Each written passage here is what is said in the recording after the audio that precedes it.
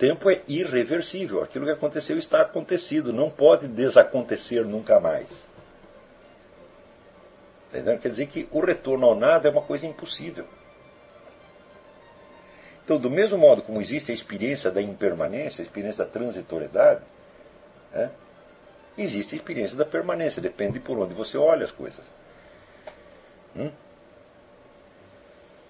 Quanto aos exercícios de impermanência, de transitoriedade, né? Transitoriedade eu nem preciso falar, porque o mundo está tão cheio de menções à transitoriedade, é uma coisa que todo mundo repete, né? Mas a experiência da permanência, digo, tente suprimir o acontecido.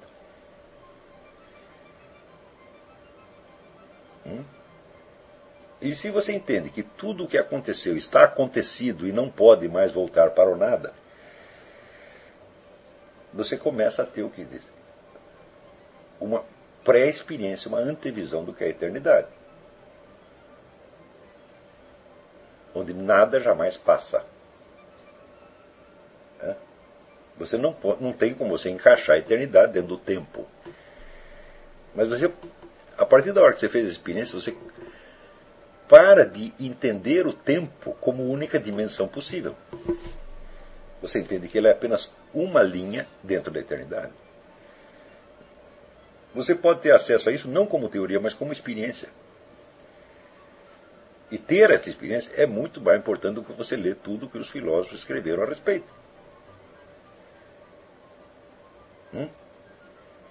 Então você pega qualquer acontecimento, a formiguinha que se mexeu, né? E tenta suprimir aquilo. Tenta fazer desacontecer. E quanto mais você tenta fazer acontecer, mais você lembra que a formiguinha se mexeu. Ou seja, você não tem o poder de devolver nada ao nada. E Deus teria? Deus também não teria.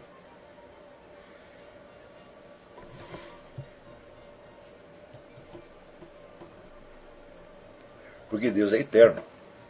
Tá certo? Então, para que ele pudesse devolver alguma coisa ao nada, seria preciso que ele próprio estivesse no nada e que ele fosse um nada.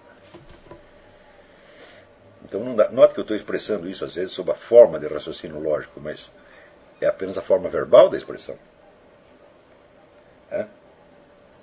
Mas eu estou sugerindo que você busque apreender isso como experiência, com fatos da realidade. Os fatos mais simples. Claro, nós podemos esquecer as coisas. Mas se eu as esqueci, vamos dizer, eu não sou a medida do universo. O fato de que eu esqueci uma coisa não significa que ela não exista. Quantas vezes, por exemplo, eu todo mês esqueço de pagar a conta de luz. Todo mês, invariavelmente. E daí chega o camarada lá, vem cortar sua luz. Eu não, pera que eu vou pagar. Daí eu pago ele, entendeu? Ele já entendeu que eu estou ficando velho, gaga, e que eu esqueço, então que eu tenho que pagar na porta. Entendeu? Todas as vezes que eu esqueci, a conta de luz veio do mesmo modo. Ela não cessou de existir porque eu esqueci. Não é isso? Então, aquela famosa pergunta, as coisas continuam existindo quando nós não as estamos percebendo? Eu acho essa pergunta uma característica inversão da ordem real da experiência. Porque são as coisas que nos lembram da sua existência. A nossa memória não é soberana. Você sabe que a sua memória falha. E que se não existir fora de você, para além de você, esses elementos que te recordam, né, a existência do mundo, aí que a sua memória vai para o brejo mesmo.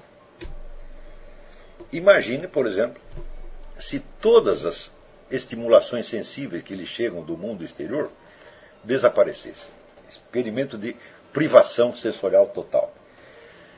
Né? O experimento de privação sensorial total, quando realizado efetivamente, introduz na pessoa uma tal desordem que o sujeito não aguenta 5 minutos de privação sensorial. Ou seja, se você não tem os estímulos do mundo exterior, a sua própria memória vai para o brejo.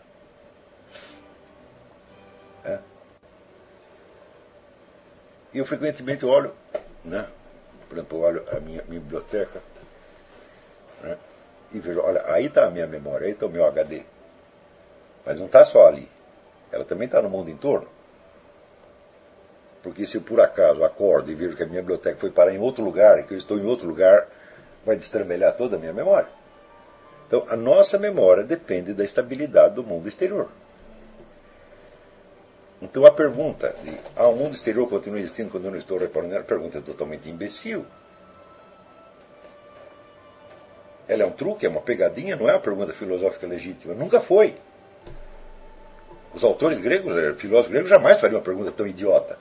Os escolásticos jamais fariam uma pergunta tão idiota. As pessoas começaram a fazer essa pergunta depois do Descartes, onde elas acreditaram que o eu existe, e o resto é duvidoso. Digo, meu filho, se o resto fosse duvidoso, eu não poderia ter eu algum. Se não existe a estabilidade do mundo exterior,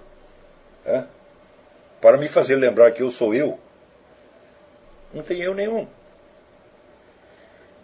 Então vocês viram no estudo que ele está fazendo mentalidade revolucionária, teve essa série de inversões que foram aparecendo na modernidade, inversões em relação à atitude normal e normativa do ser humano, onde a inteligência construtiva começa a criar esses joguinhos, essas pegadinhas, e chama isso de filosofia, e mantém as pessoas ocupadas com essa masturbação mental durante séculos. E, no fim, toda esta atividade filosófica se torna de um artificialismo absolutamente sufocante e que não serve para absolutamente nada. Então, é o que a Bíblia chama as obras estéreis das trevas. Tá certo? Então, esse exercício que eu estou lhes formulando, estou lhes sugerindo, tá certo? Esse é um exercício para você se recordar da densidade do real e da densidade da sua presença no real. Então, é precisamente disso que o Louis Lavelle está falando. Esse é o tema do Louis Lavelle. E, de certo modo, você vê como a consciência humana se torna mais aguda, mais translúcida para si mesma, mais luminosa. Quanto mais ela aceita esta presença total do real e a presença dela no real, tá certo? Então você pode imaginar o quanto o procedimento contrário, que é isolar a consciência do real, pode estupidificar uma pessoa. E agora você imagina um número de filósofos que há pelo menos 4 séculos estão se dedicando precisamente a construir esse tipo de exercícios, que através de pegadinhas verbais cria a ilusão de irrealidade.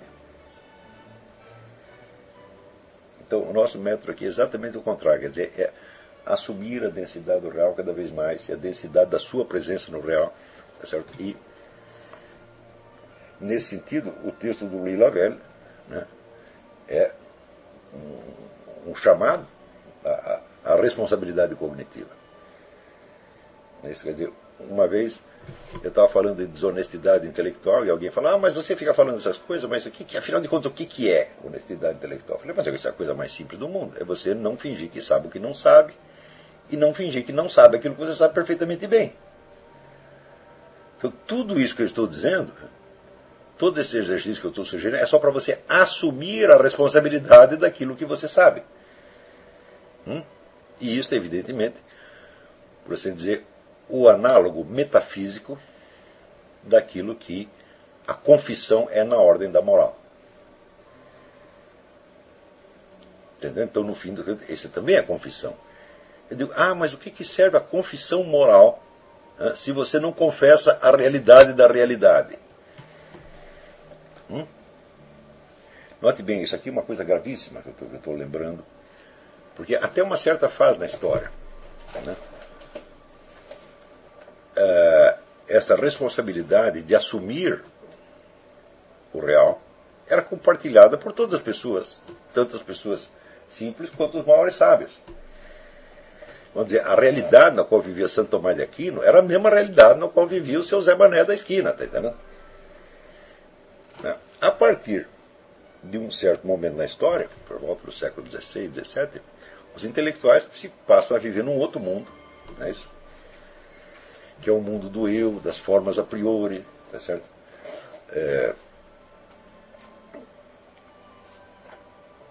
Enquanto as demais pessoas continuam vivendo, vamos dizer, no mundo de sempre, tá certo? E aos poucos os filósofos vão fazendo o possível para tirar as pessoas do mundo de sempre e colocá-las dentro do seu mundo fechado, né?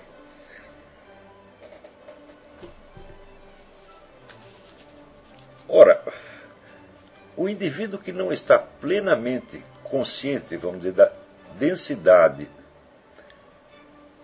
do real e da densidade da sua própria existência no real, que sentido faz ele se confessar? Se todos os seus atos estão impregnados de irrealidade.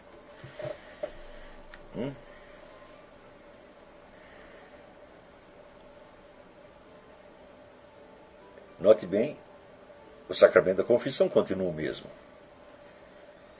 Não é isso? Mas a situação mudou muito. Porque as pessoas já não têm certeza de que elas fizeram ou não fizeram alguma coisa.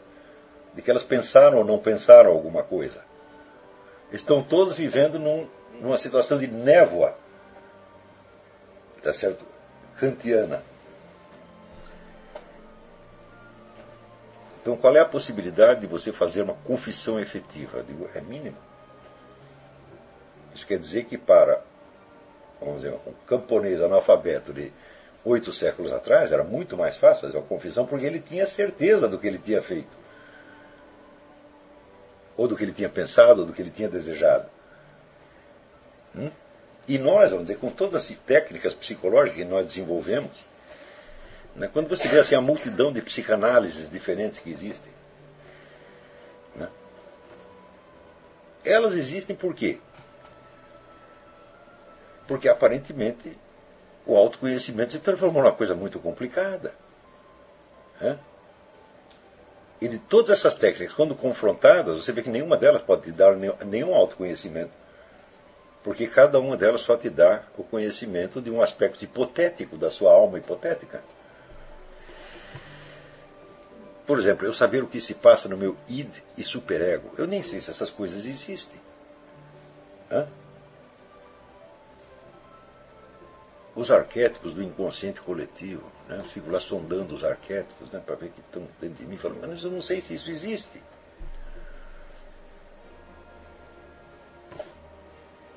Então você vê que a própria profusão, né, de técnicas de investigação psicológica, supostamente destinadas a amparar o autoconhecimento humano, na verdade cria uma confusão dos diabos. Porque tudo isso pode ser muito útil, todas essas técnicas podem ser muito úteis, se você tiver esta permanente admissão da densidade do real.